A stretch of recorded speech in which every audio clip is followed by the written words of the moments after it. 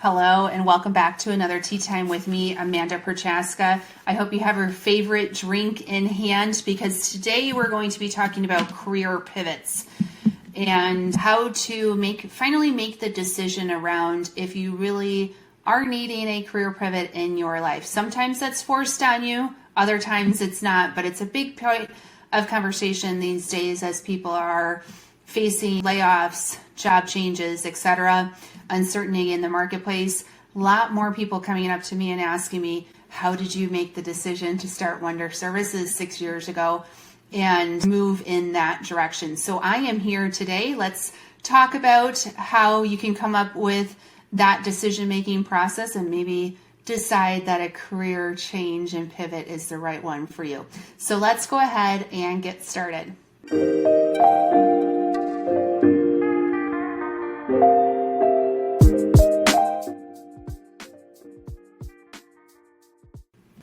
All right, I got my handy dandy water bottle with me today because it's starting to get hot in Vegas and I need some electrolytes. So I am drinking some Liquid IV peach flavor today, so sugar-free peach. Very, very lovely if you need some electrolytes in your world. That's what I am drinking today.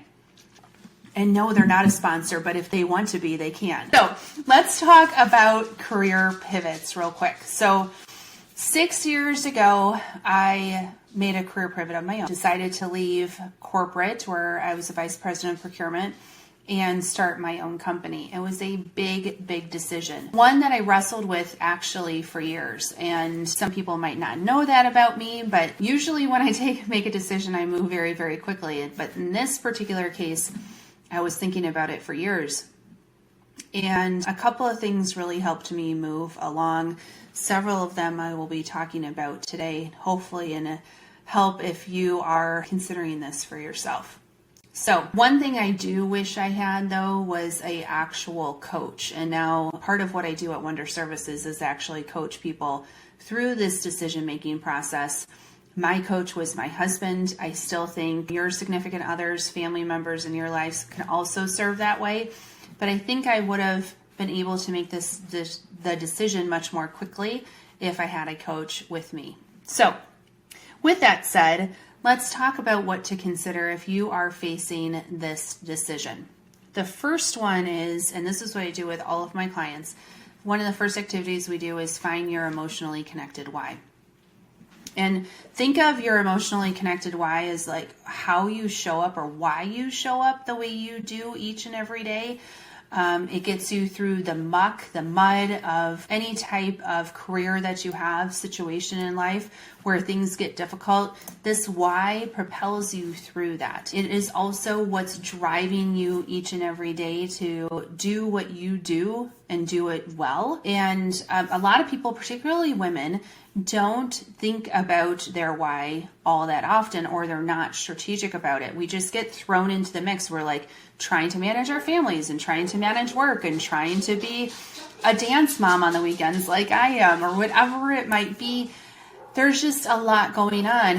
And so finding your why will help you understand how you want to shape your career. I'll give you my story and then I'll give you a story from one of my clients. So my particular emotionally connected why actually started a few years before I made the decision. I really shaped my way of leading and how I wanted to lead and how I wanted to serve people. And then it came down to how I wanted to be, which is what helped me kind of get to the decision, was looking at my two girls and realizing that they were growing up so quickly. Any parent can probably relate to that. And instead of saying that they were 10 and 8, or I guess at the time they were 9 and 7, but they, instead of just saying their year or how old they were, starting to count the summers that we had left with them, or count the birthdays until they graduated, count the number of dance recitals we might have before they move out on their own, which will be a joyful thing and moment in our lives, but it puts it into reality around how much time you actually have with your kids. And at the time, I was running around like crazy, opening properties on the East Coast. I was also working very long hours. I would bring a lot of my work home with me. And I really wanted to, be home with my kids during the day, but also show them that you can take big risks in your life and live the life that you design instead of just letting life happen to you. And so that was a big reason why I started Wonder Services, outside of that there was space in the market and I could solve a problem and all of that kind of stuff. When it comes down to it personally, that was a big driving force for me. One of the women that I have had the joy of coaching over the last several months, her job was taking her on the road a lot. And we did this emotionally connected why, and she completely realized that she wanted to be home more often with her kids. And that her kids were of an age where it was very important actually for her to be home and be very active in their lives and doing stuff like we talked a lot about going out and getting coffee or getting a special boba drink with your kids during or after school. It's just one of those moments. All of a sudden you realize that there's a bigger thing than just your career. And being able to design your life around your why is something that's really, really important. You don't get a lot of chances to do that. So if you have not done your emotionally connected why in a while, I am more than happy to help walk you through that. It is a very powerful tool to shape your life the way that you want to live it, and making sure that what you do each and every day has a higher purpose for you and it's in true alignment to what's important. So emotionally connected why. When there's a disconnect between your why and your current career, it might be time for a pivot. But you have to do the work first, okay? So make sure, because some people are like, oh, you need a purpose. And you need, if you're daydreaming about your job or a potential other job, that could be a reason for pivoting. But I daydream about all kinds of crazy stuff all the time. That doesn't necessarily mean you need to pivot. But maybe you're daydreaming because you're not connected to your why, or your career that you currently have is not serving you well because it's not connected to your why. So yes, you need a purpose, and yes, you could daydream all day long, but I think the root of everything is making sure whatever career you have is really serving your emotionally connected why, and there's a great big linkage between the two. Okay, so the next one is what I consider your when you get older test. Okay. And I know that kind of sounds weird, but when you get older test is really, really important to reflect on if you really want to make a pivot or not. And realizing that pivots could have financial impacts. They could have other impacts in your life. Like when I did mine, I sold my house so that we could live off the equity for a year as I started my business, but it does have financial implications. I'm not going to go into a lot of that today. Of course, there's considerations there. Of course, you need to be providing for your families, providing for yourself if you don't have a family. But these are some of the other kind of more emotional things that I would consider as you're trying to make your decision. So when you get older test is kind of a fun one to think about, and it really helped me make my decision. So, and I'll differentiate between daydreaming and a real dream. So I had thoughts of becoming an entrepreneur since, I started working over 20 years ago. And I always thought that the time would come, but probably once I was retired, right? A lot of people, professionals, they will have these wonderful careers in corporate, and then they will retire and do some consulting along the way. But as my career kept on developing, I understood my emotionally connected why. I was thinking about starting Wonder Services almost every day. Okay, probably even multiple times a day. And so I would daydream a lot about it and think about the possibilities, what my life might be like, how we could get it done financially, what the services would be, what our logo would be, like all that kind of stuff that you get super jazzed about. But at the end of the day, how do you know if it's a daydream or if it's a real dream? And I was actually taught this, I think it was a book I was reading. I frankly cannot remember where, but It was this process or this activity that you would put yourself in your own shoes when you're 85. God bless that we all make it to 85, but let's just say that we make it to 85 and now you're looking back on your life. And the activity is, what would you regret not making this decision? Okay. So if I put it into my story, would I regret not taking the leap from corporate and starting Wonder Services? And when I went through this exercise, it was an emphatic absolutely. I will always wonder what could have been if I don't take this risk now. And so I would challenge you, if you're thinking about a career pivot, is it because of daydreaming about something, or is it about a real dream that you have where you know that if you don't make this change in your life, that you will look back on it when you're 85 and regret it? No one deserves a life of regret. Sometimes those things happen in life. I think everyone has moments of regret of how you could have done something differently in your life or made a different decision, but there's no time like the present to make sure that you're avoiding future regret. So that was really the kind of emotional cherry on top for me, was when I realized that I don't want to have this be part of what I regret in life. I want to take the chance, and I'm sure there's plenty of things that I've done between then and now that I do regret. But man, I do not regret making that choice in my life. So if you are looking for that pivot, I would say that to do this test, this is a very good, like, yes or no type of a thing.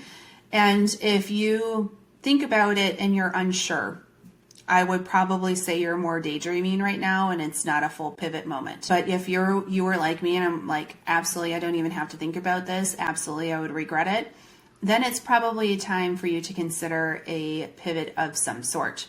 Okay, so those are like the two tests that I went through. I would also say the daydreaming piece is a pretty good indication, but it's not the complete picture. So if you are daydreaming about something else and you're curious about it, I would go through those two different activities I just mentioned. And if you're still on the fence, then what I usually advise people is that maybe it's not a full pivot. Maybe it's an addition to. So I just talked to a gentleman this morning. He has a full-time corporate job, and before his families wake up on Saturday mornings and sometimes in the evenings once they're already in bed, he's actually building a technology. He has a passion there. Now, he daydreams about it. He thinks about it. He wants to get feedback. He wants it to be successful. But is it a full pivot moment? No, not necessarily. He's doing both. It might get to the point where it's time to make a full pivot, which would be awesome for him. But he has decided that this is an addition to, not a full pivot. And so I think that's a very interesting nuance that a coach can help you through, is going through these particular exercises. And if you're still like, I don't know, then let's consider an addition to. If you have that space and that passion in your life, that doesn't mean that you need to shift and take a left turn when maybe it's just a slight addition to what you're doing today. Now, I will say, so many people have been asking me about, is it time for me to pivot? And one thing that I have not covered that usually comes up in those conversations is because they're struggling to find a job within the current industry that they have. And I think it's a valid consideration and question. However, I think you need to do it for the right reasons, right? And understand that you might be feeling that right now, but you also don't want to regret taking a pivot and then thinking about what could have been if you would have stayed the course in your current job, career path, if you will. So do the exercises first before you make a final decision on where you want to go. But for those who might be watching who are maybe a little bit younger in their careers or even midway through your careers, what I always tell people are options are good. I tell my kids that right now. Like, it's nice to have a specialty area, but options are good. So the more options you have for a career path, I always believe the better off you are. So if there is an opportunity to expand your horizons into another area of focus, younger in your career, midway through your career, take those opportunities, because as you progress into your career, you can become specialized, but you will always have those other experiences in your back pocket. So if you are struggling to find a job, or if you are considering a career pivot, you have more of a perspective and you have more experience to lean on to go into several other directions. I mean, look at me. I'm a procurement person through and through. Like, I've been in procurement for over 20 years, but Wonder Services does a lot of change adoption work, which is a experience that I had early on in my career that I grew over my career to become an expert in. So you don't have to be thinking of one lane all the time. You can have multi-lane opportunities or experiences in your career, again, without a full pivot, right? I didn't pivot until 16 years into that journey where I felt I was capable of doing that and I met the criteria of those two activities. So I hope that helps a little bit. I am here as the founder and CWO, Chief Wonder Officer of Wonder Services. And one of the things that I love doing as part of what we do at Wonder is coach individuals or groups through these major decisions and inflection points in your career. It is my way to give back. It's a way to share my learning and experiences, but hopefully help really amazing people live their best lives. And that's truly part of my emotionally connected why each and every day, is to do that type of activity. Hence why we do these videos. More sharing, more knowledge accelerates all of our paths forward to be more valuable and hopefully find more joy in life. So if you like this video, please hit the like and subscribe button so you don't miss any further videos from us. And until then, get your electrolytes in, and I hope you have a great rest of your day.